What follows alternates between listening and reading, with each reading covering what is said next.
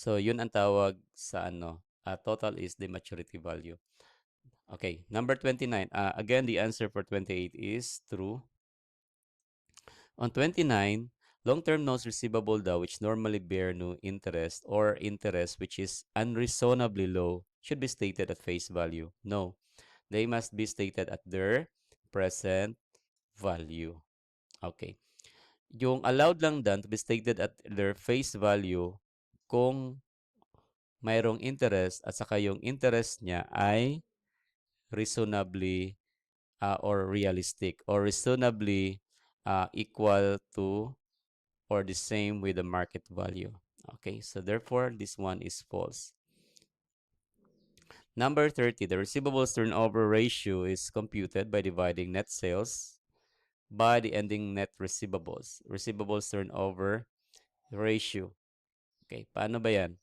Ang pag-compute ng receivables turnover ratio is computed by dividing credit sales. So, it must be credit sales.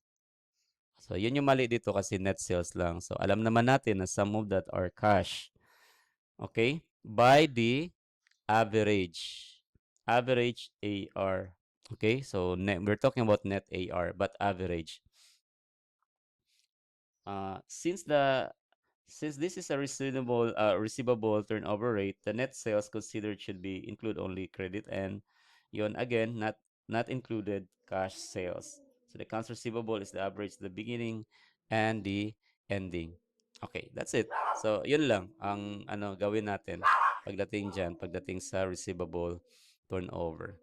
Okay? So this is the last question or statement for the true or false. So now we can proceed to our multiple choice question. But at this time, we are dealing with some theory questions. Okay. Okay, number one is, which of the following items is a trade receivable? Okay, the answer is letter C. The keyword is from customers, amount due from customers. Okay, so, the rest are receivables but they are not trade receivables. Okay, kasi pag from customers, we assume that they are coming from sales. Number two is, for banks and financial institutions, receivables arise primarily from Bangka, financial, of course, loan. Okay, yun lang. So you have to be familiar with that. Number three, the accounting for cash discounts and trade discounts is that the same? No, not the same. That's why the answer is C. Cash discounts are taken into account. If we are using the gross method, ang cash discount is ang mayroon tayong entry dito na sales discount. Okay? And we are reducing our AR by sales discount. So pag nakuha yung sales discount na avail, amounting let's say 1,500 yan, then debit to sales discount, then credit to AR. Pero itong trade discounts are not taken into account, not accounted in our books, in the books. Okay? Take note of that, ha? Hindi siya i-record. Number 4. Number 4 is, what is imputed interest? Imputed interest or implied interest, it's the same interest. So sabi dito, the answer is B. Interest based on implicit interest rate. Kung yung nakapaloob. Example, pag mayroon kang promissory note, so that is your notes receivable na no interest. Okay. No interest siya. But referring to the market value of similar note, halimbawa, nakakita ka ng similar note doon na mayroong market rate na 12%, then you can assume that your note receivable is of the same rate. So therefore, even though if there is no interest in there, but this one is implied. Okay. Or imputed. Therefore, if that is the case, then you can use this 12% para i-discount mo yung or i-compute mo yung present value of your notes receivable using this 12%. So that's it. So the answer for number 4 is letter B. Okay, let's move to number 5. Why would a company sell receivables to another company? It's because they need to accelerate the access of the cash. That's not their C. They want the cash to immediately be received without waiting on the terms of the receivables. So that's the primary goal of having this one. So that's why the answer is letter C.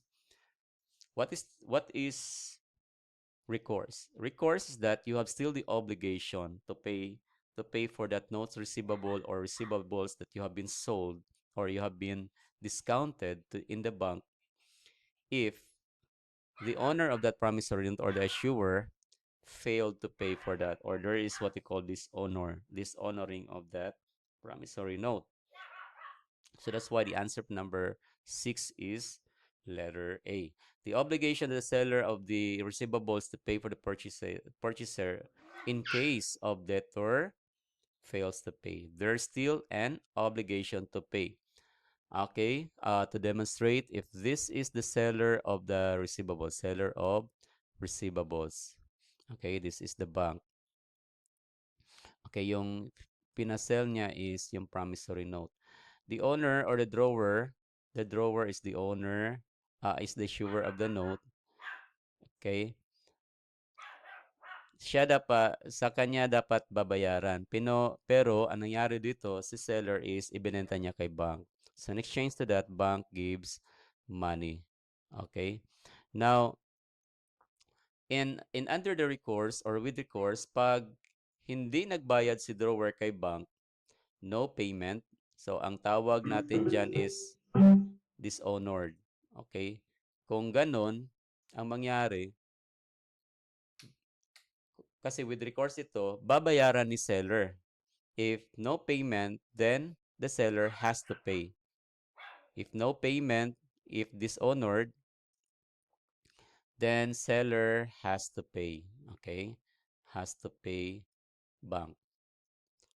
Okay, I hope that you get that, huh? That's the point of with recourse. Okay. Now let's move to number 7. When a specific customer's account is written off by the company using the allowance method, okay, written off, the effect the profit or amortized cost of receivables are respectively. What do you think is the answer? Walang effect. Kasi sa writing off naman, 'di ba sabi ko kanina, AR less allowance for ECL, expected credit loss. Kung ito ay 1 million, okay, ito naman ay 100,000. Okay? Kung i-deduct mo yan, that is 900. Okay. Now, kung magkaroon ng impairment, what I mean writing off, ano ang gagawin? Okay? Kasi ang ano dito is allowance method ang ginamit natin. So, allowance method, ito yung entry pag may writing off entry. Okay, pag may writing off. So, debit natin yung si allowance for ECL, then credit natin yung si AR. Let's say what was written off is amounting 20K. Okay? So, mangyari dito, si AR babawasan ng 20. Okay? So, AR ngayon ay magiging ano na lang siya, magiging 980K. Okay, while si allowance for ECL ay magiging magkano na lang 80.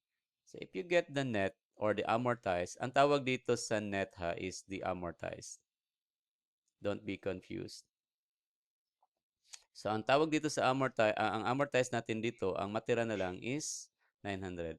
Which is, if you can observe, it's the same. Therefore, kaya sinasabi na if there is a writing off under the allowance method of the receivable, there's no effect as to the profit. Kasi wala namang, una-una, walang na ano dito. walang na-report na sa profit and loss. At ikalawa, walang ding effect sa amortized cost. In other words, walang effect dito sa net balance. Still at 900. Okay, so that's why the answer for number 7 is letter B. Now let's move to number 8.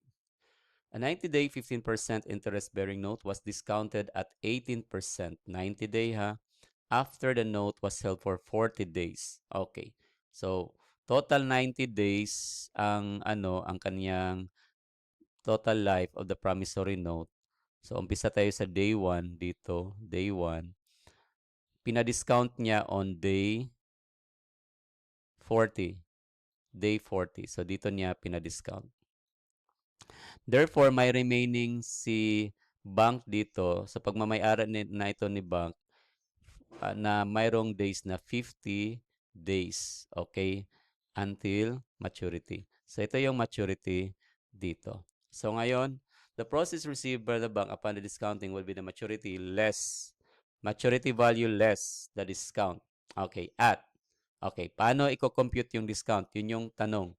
Kasi at the discount period, yung interest rate dito, yung discount rate na gagamitin is 18. Yung interest naman na gagamitin for the promissory note, yun yung naka-state doon na 15%.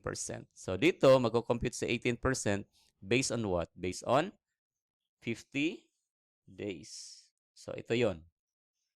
18 days based on 50 days. Okay, moving on. Number 9.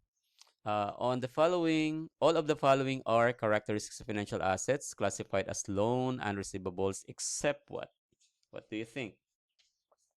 The answer is letter. The holder has demonstrated positive intention ability to hold them to maturity. Yun yung loans and receivable. Kaya always naka-state siya at amortized cost. Kasi yung amortized cost, the model of that is to hold or to recover the receivables by main of cash flows until the maturity. So yun yung sa number 9. Okay? Sorry. Bali, ito yung exception, not correct yung number 9. Kasi ang una-una, tama itong iba kasi not quoted in the market, una-una. Has demonstrated, no. Ito yung mali dito kasi positive intention. No, hindi. Ang ano dito is yung business model mo na umabot sa na ang pag-recover mo is by way of future cash flows. Okay, yun. Okay. Ang maturity, ang amortized cost, tama itong not quoted at active with fixed and determinable payments, yun yung amortized. At saka hindi siya derivative financial statement. Ibig sabihin, yung value of these loans and receivables are not affected by whatever, or there's no underlying assets at all with this. So it's not affected with the change of the other assets or financial assets. So therefore, yun yung amortized. Parang independent siya sa cash flows. Okay. What makes letter C incorrect? Yun na yung sinabi ko. Accounts receivables are typically classified as current because they are sorry. The the The positive intention ability to hold to maturity was a characteristic of the held to maturity. Okay, yun. Pero sa investment yan na yung investment in debt. Under the FRS, financial assets classified based on the business model and contractual cash flow characteristics or yung SPPI test, yung anong tawag dito? Yeah, just that. Rather than management intention. So, yun nga yung mali dito. Positive intention. So, that's why it has, so this is not the case, this is not the basis of being an amortized, but the model itself. Yun yung basis kung bakit siya at amortized cost. Okay? Okay, now let's go to number 10. Okay, let's end this video and let's continue the next video for this one.